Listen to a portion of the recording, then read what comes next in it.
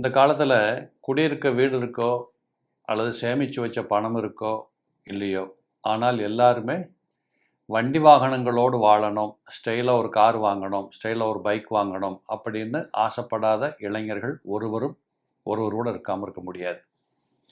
அப்போ இந்த வாகன யோகம் எல்லாராலையும் முடியுதா? இப்போ நிறைய பேர் வண்டி வாகனத்தை வாங்கிடுறாங்க. அதை வச்சு மெயின்டைன் பண்ண முடியுதா? அதுக்கு தங்குதா கூட? இல்லை பணம் கட்ட முடியாமல் போயிடுது, விபத்தில் மாட்டிக்குது, சேதாரங்கள் ஆகிடுது, வாங்கினவங்களை கூட சேதாரம் பண்ணிட்டு போயிடுது. இப்படியெல்லாம் இல்லாமல் ஒரு ஜாதகத்தில் ஒருத்தருக்கு வாகன யோகம் என்பது அவருக்கு ரொம்ப பர்ஃபெக்டாக சூட் ஆகிற மாதிரி காலம் பூரா உதவியாக பக்கத்தில் நின்று அவரை காத்து கொண்டிருக்கக்கூடிய அமைப்பு யாருக்கு கிடைக்கும்னு கேட்டால், எந்த லக்னமாக வேணாலும் இருக்கலாம். சந்திரனை சுக்கிரன் பார்ப்பது, சுக்கிரனை சந்திரன் பார்ப்பது சமசப்தமாக பார்த்துக்கிட்டு இருக்கணும்.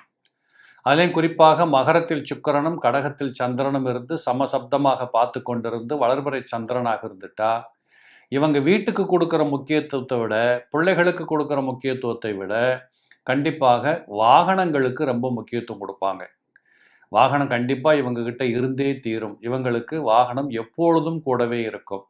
அது மட்டும் இல்லாமல் இந்த வாகனத்துக்காக செலவு பண்ணுறது, சுத்தமாக வச்சுக்கிறது, பளபளன்னு வச்சுக்கிறது, அதை தன் பிள்ளை போல பாதுகாக்கிறது, இப்படிப்பட்ட தன்மைகள் எல்லாம் கூட இப்படிப்பட்ட கிரக நிலைகள் இருக்கக்கூடியவர்களுக்கு கட்டாயமாக கிடைக்கிறத நீங்கள் பார்க்கலாம்.